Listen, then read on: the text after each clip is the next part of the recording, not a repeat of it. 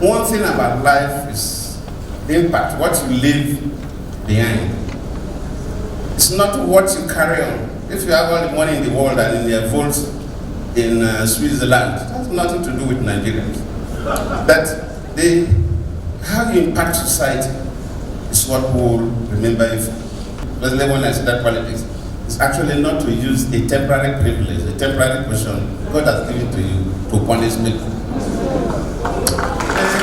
Some of the things I did right in office that people make reference to, it was because I believe my position should not be used to cause the death of anybody. Any position I have occupied by divine providence should not be used to create hardship to people.